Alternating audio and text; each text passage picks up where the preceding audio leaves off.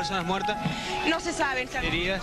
Un montón, más de 100 personas, hace una hora que están trabajando. ¡Oxígeno! La cantidad de ambulancias que han llegado hasta este lugar, hasta el momento, son numerosas las personas que también acuden a ayudar. Que aparentemente el origen de este incendio habría sido una bengala.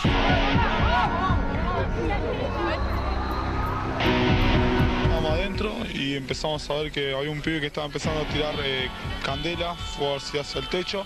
Vimos que de pronto el techo se empezó a ver mucho fuego y cuando salimos todos así apartados para afuera, veíamos que la gente se enloquecía, la gente tirando el piso.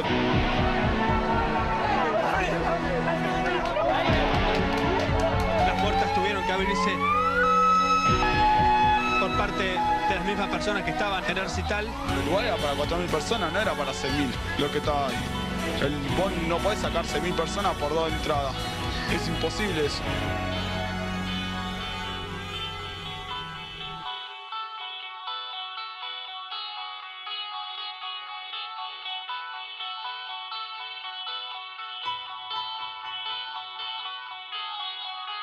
Condenar a Omar Emir Chabán por considerarlo coautor penalmente responsable del delito de incendio doloso a la pena de 20 años de prisión, absolver a Patricio Rogelio Santos Fontanet, Eduardo Arturo Vázquez, Juan Alberto Carbone, Cristian Eliazar Torrejón, Maximiliano Degerfi, Elio Rodrigo Delgado y Daniel Horacio Cardel en orden a los delitos de estrago doloso seguido de muerte en calidad de coautores, en concurso real con el delito de cohecho activo, tanto en calidad de partícipe necesario como secundario.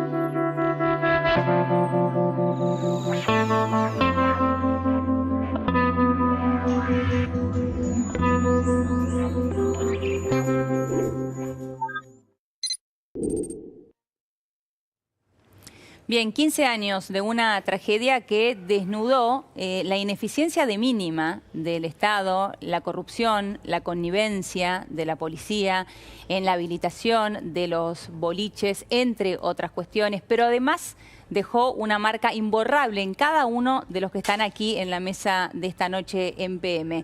Está con nosotros Nilda Gómez, ella es mamá de Mariano Benítez. Mariano murió en la tragedia de Cromañón. Nilda, bienvenida.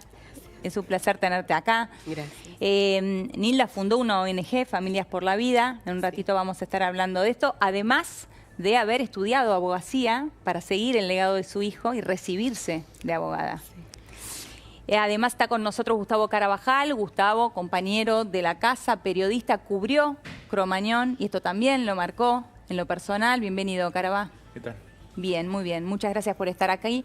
Y nuestra compañera Carla Ricciotti, ustedes la ven aquí en la pantalla de La Nación Más todos los días. Es nuestros ojos en la calle, cubriendo siempre, siempre detrás de la primicia, Carlita. Bueno, en este caso está aquí en el rol de sobreviviente. Ella estuvo esa noche en Cromañón, allí junto a su novio.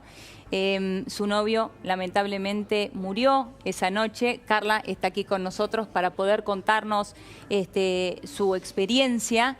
Carlita, primero preguntarte, ¿qué es lo primero que te viene en la cabeza cuando uno menciona Cromañón?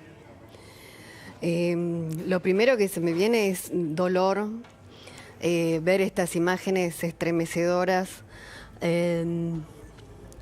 Es muy movilizador, ¿no es cierto? Más allá de que uno es algo que lo tiene siempre adentro, siempre con uno, que convive con eso, revivir todos los 30, las imágenes y los testimonios de todo lo que pasó esa noche es movilizador, es doloroso. ¿Hace mal?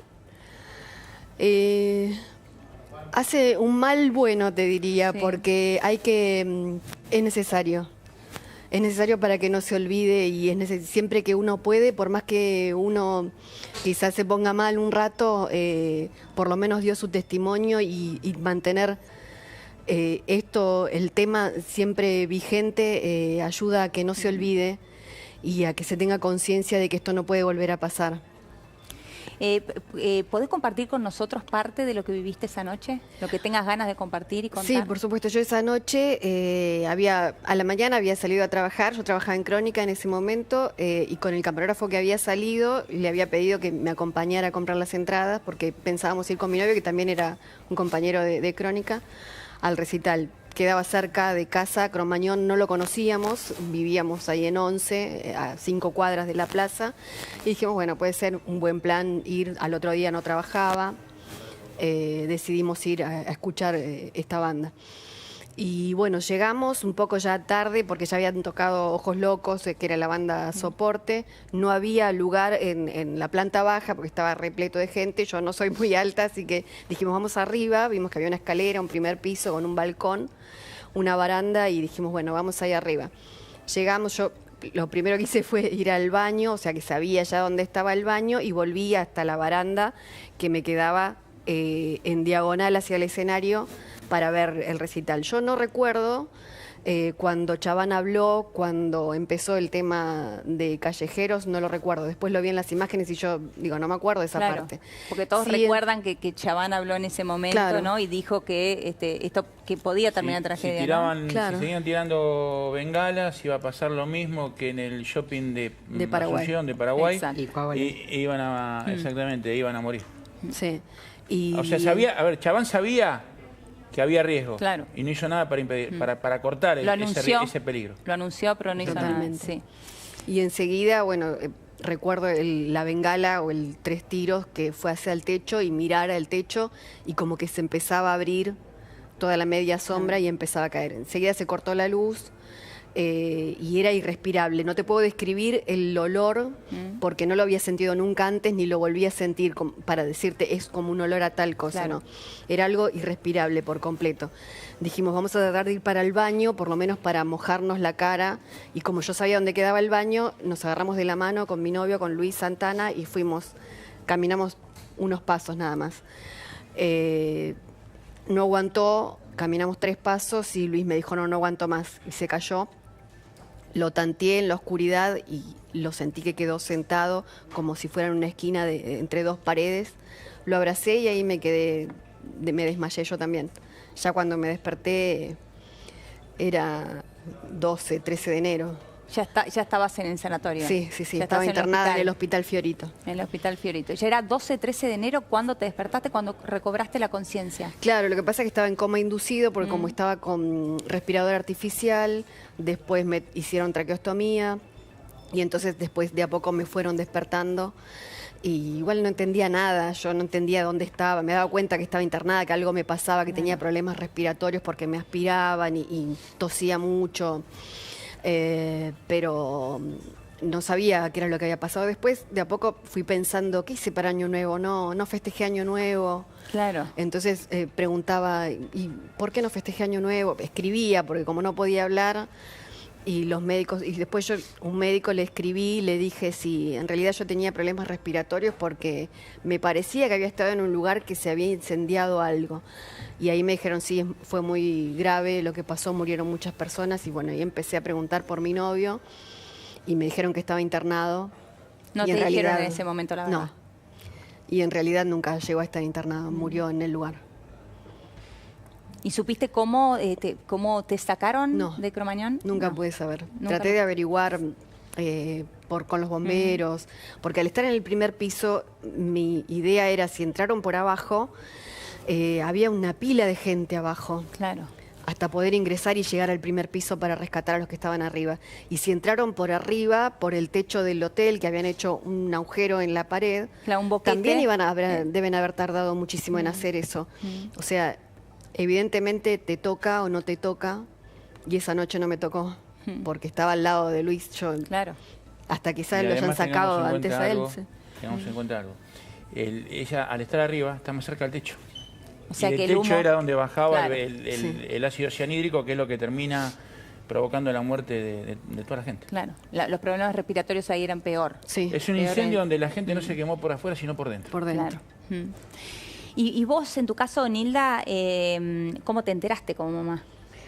Bueno, ese día Mariano me avisa que no iba a venir con nosotros a la costa. En la costa ya estaba mi mamá, mi hermano y una de mis sobrinas.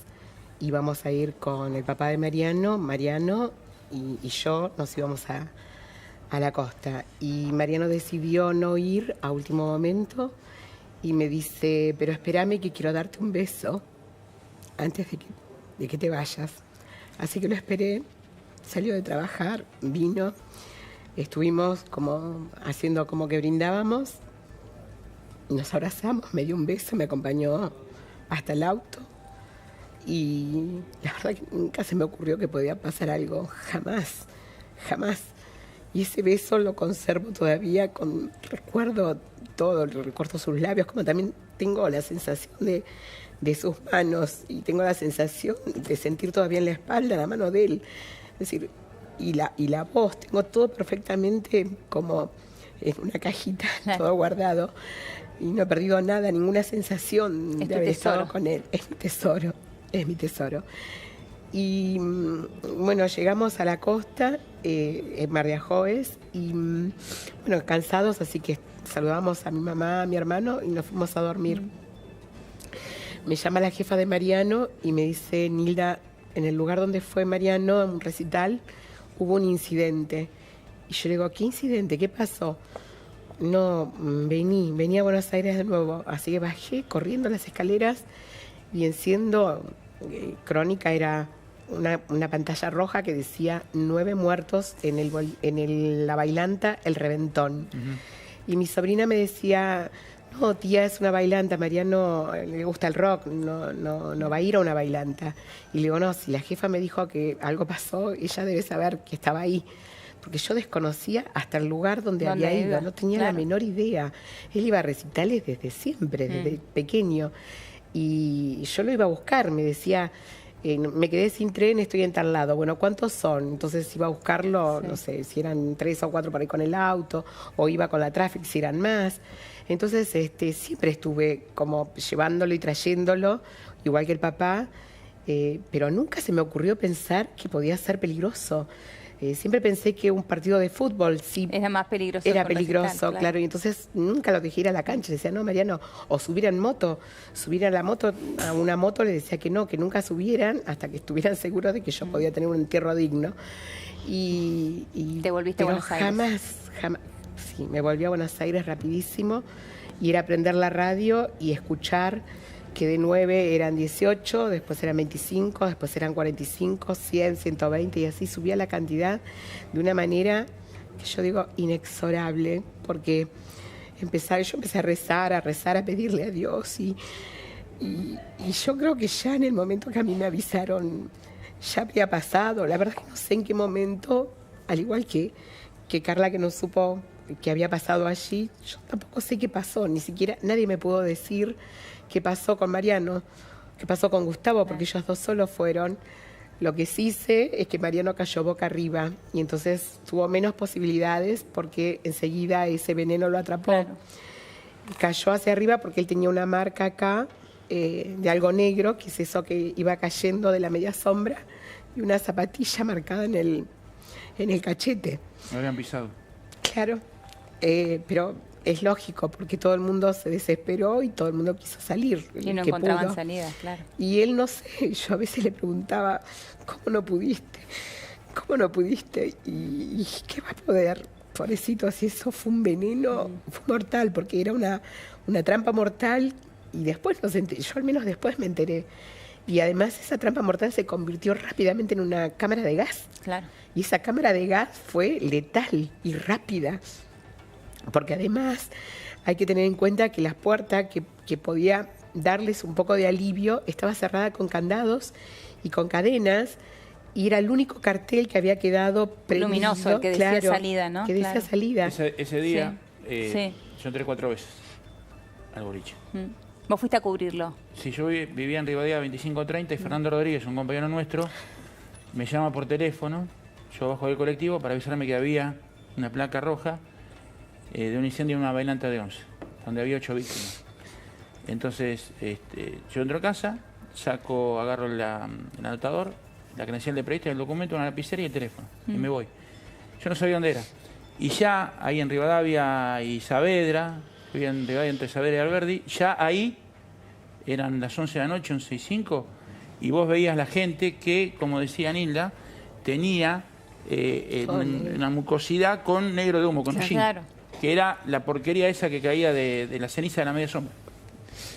Y cuando llegaba a la plaza, ahí en el extremo donde está Bartolomé Mitre y Jean Lloré, está la terminal de la 68, habían hecho zanjas para la gente del gas o de la luz, y ahí habían cubierto las zanjas con tablones.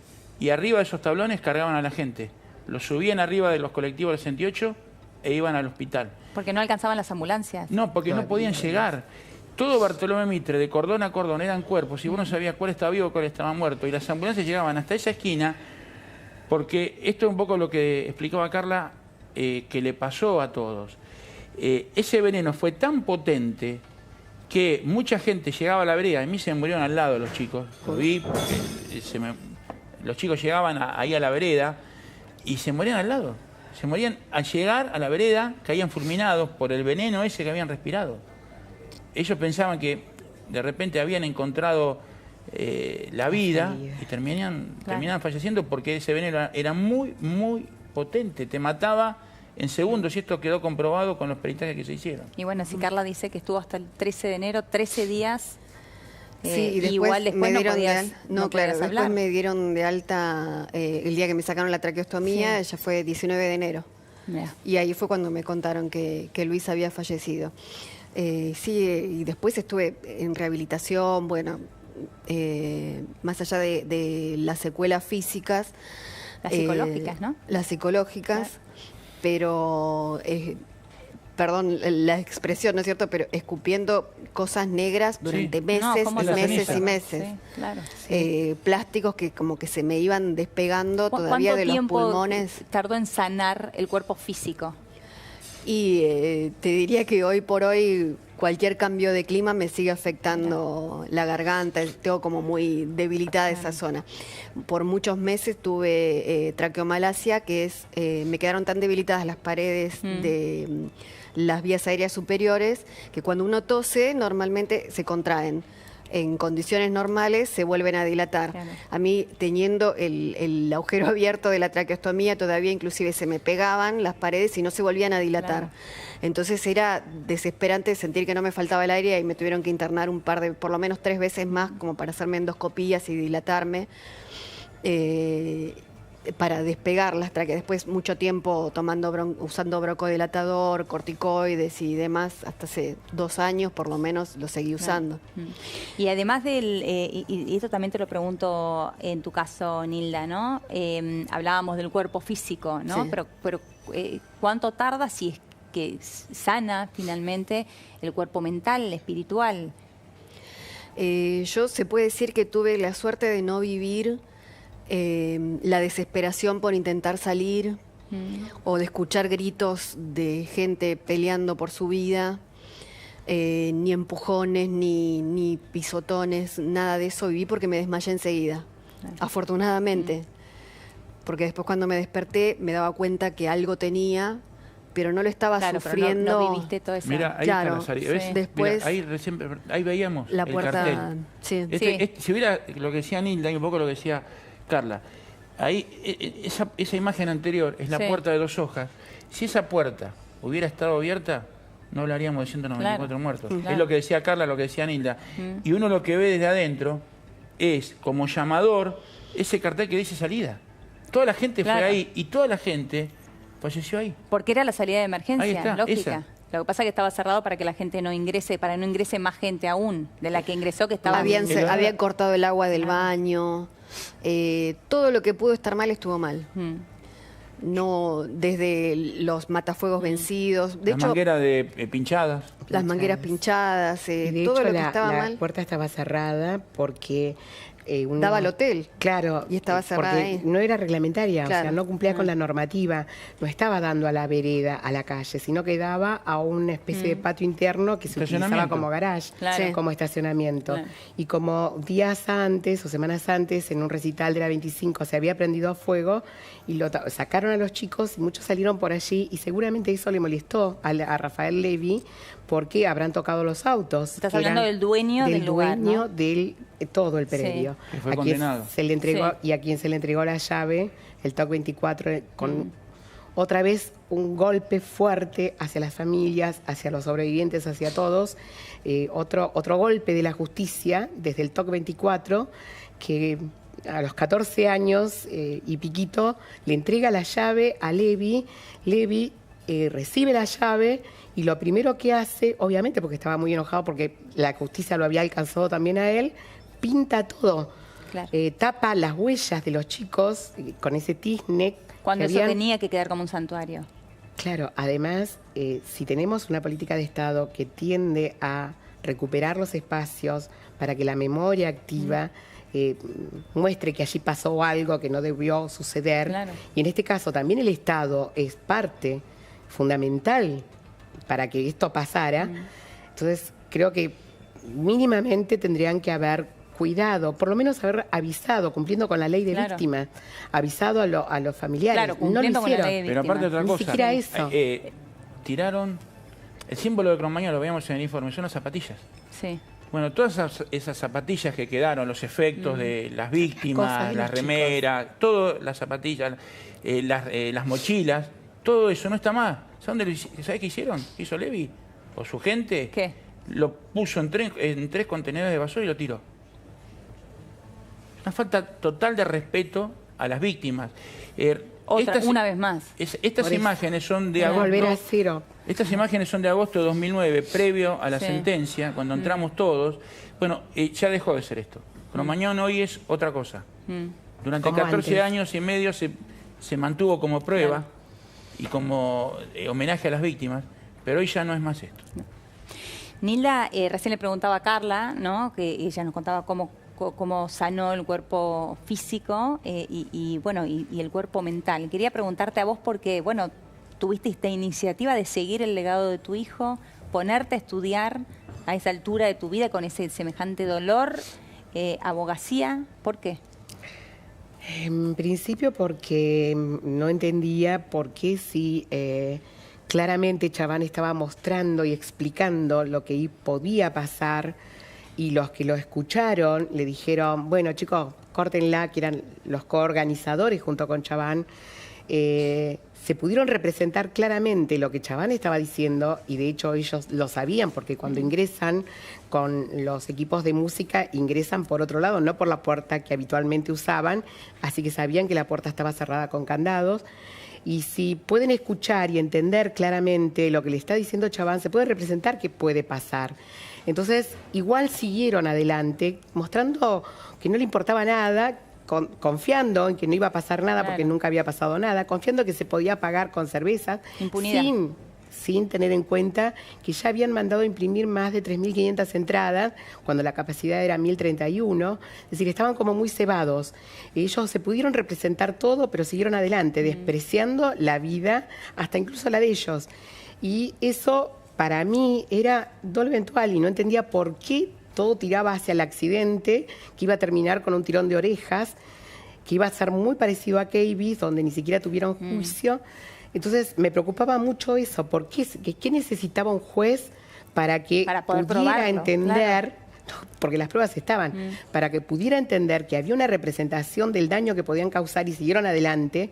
¿Qué necesitaba para declarar o determinar que eso era un dolo eventual? Entonces eso me preocupaba muchísimo, porque era tan finita la línea entre un accidente, qué pena, y sí, vos sabías que podía pasar y lo hiciste igual, que realmente eso me preocupaba mucho. Así que me puse a estudiar. La verdad que lo que pasa es que llegaba a las 3 de la mañana y yo no podía dormir. Yo me despertaba y era llorar. por ahí escribir en Facebook o escribir en la computadora, alarmar a todo el mundo, porque realmente cuando uno está mal empieza a escribir cosas que preocupan a los demás. Entonces dijo, no es sano esto, ni para los que me leen, porque estoy enfermando a todos, a la familia más que nada, que se preocupaban. Entonces me puse a estudiar, a las 3 de la mañana me levantaba, estudiaba y así fui metiendo una a una las materias. Terminé muy rápido porque yo ya tengo un training de estudio permanente. De hecho, yo era compañera de Mariano en la facultad, estudiábamos los dos juntos, él estudiaba Derecho y yo estaba haciendo la maestría en Educación. Pero mira qué mensaje el que estás dando, ¿no? Porque ese dolor igual te dejó en algún momento pensar en no preocupar a los demás con todos esos pensamientos negativos que obviamente te venían negros que te venían en la cabeza por semejante tragedia, y decidiste utilizar ese momento y esa fuerza y ese insomnio, ¿no? Para estudiar y recibirte. Y recibirme porque Mariano tenía que ser el abogado y no lo dejaron. Quizás no hubiera llegado a ser abogado porque quizás se hubiera cansado y hubiera elegido otra carrera o no sé qué hubiera pasado. Pero yo sentí la necesidad de que ese título estuviera en mi casa, en homenaje a Mariano. Después para entender todo esto que te contaba. Y después porque en las marchas muchas personas se acercaron. Muchas madres que tenían una foto, como tengo yo hoy, de Mariano. Y por ello tocaba la foto y les preguntaba, ¿cómo va tu caso? ¿Qué pasó? Me decían, no, yo ya no tengo, porque no tengo plata para un abogado. Entonces como que me prometí ayudar a esas madres que nos ayudaban a nosotros en la búsqueda de justicia, en las marchas, a que tuvieran la posibilidad de tener un abogado gratis, un penalista, que son carísimos, gratis. Y de hecho, este año terminamos 8 juicios y con condenas muy altas, que yo no lo comento mucho porque es como que no quiero comentar eso, pero porque se enojan los abogados que no cobran, pero lo hago por mi hijo, porque toda esa gente. Y está bien, es tu decisión. Sí. Y es tu decisión, Nilda. Para ir cerrando, Caraba, preguntarte, no hay nadie preso. No, el único preso es Eduardo Vázquez, el baterista, que acá lo vemos. Pero por otro caso. Pero por el homicidio de Juana Tadei. Claro. El último que salió fue Rafael Levi. El último que recuperó la libertad. Después, y la llave. Y la llave. Recuperó la libertad y la llave. Lo que sí está claro, Leonora, que la tragedia sigue.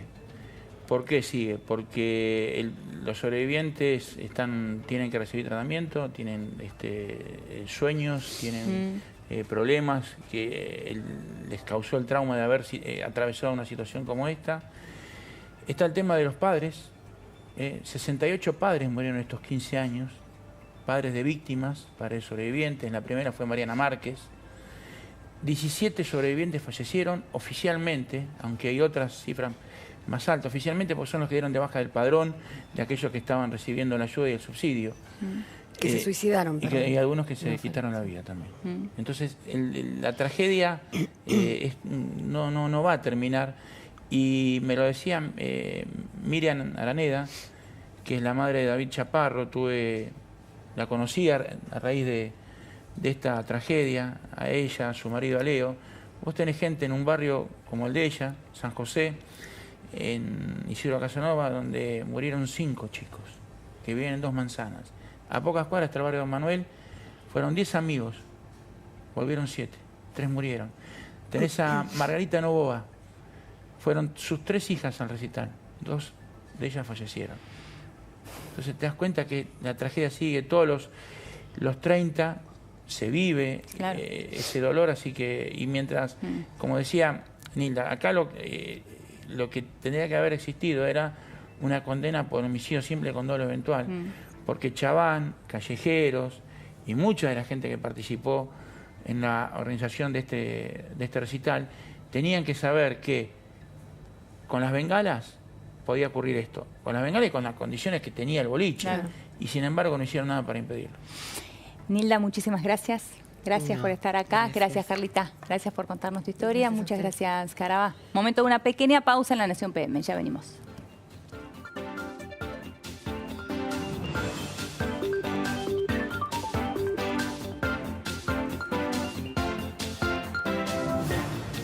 Ya vuelve La Nación.